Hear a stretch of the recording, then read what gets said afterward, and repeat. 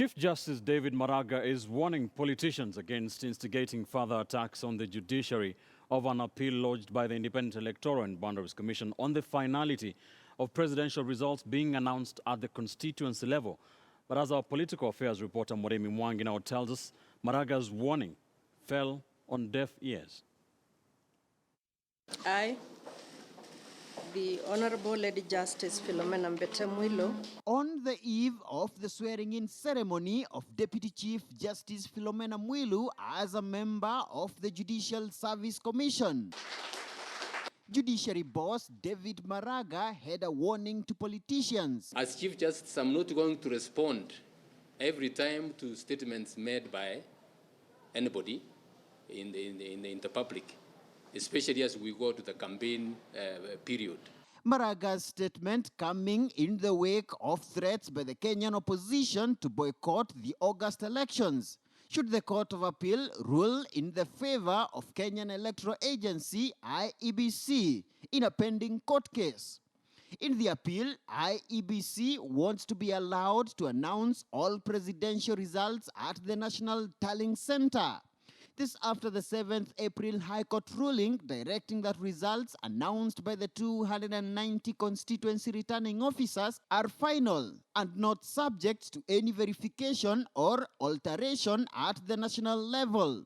The judiciary is not going to decide any case on the basis of what anybody will say.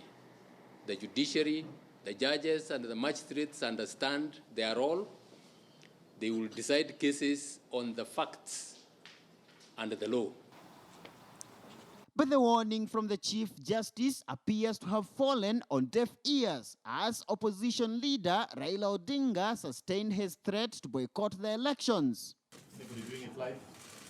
A statement that seemingly rattled the ruling Jubilee coalition headquarters. At one moment, we are talking about 10 million strong voters, and in the next minute, they're talking about boycotting the elections, which means accepting defeat in some way.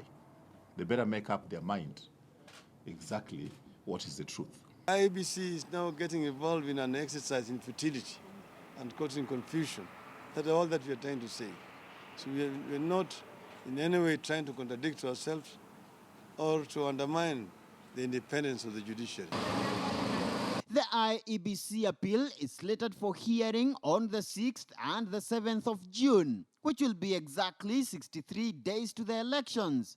On Monday, IEBC had challenged anyone opposed to the appeal to seek to be enjoined in the suit or to await conclusion of the matter and thereafter seek judicial redress.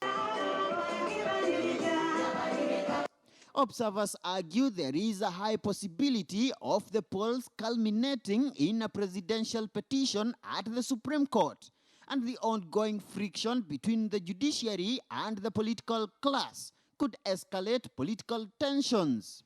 Moremi Mwangi, KTN News, Nairobi.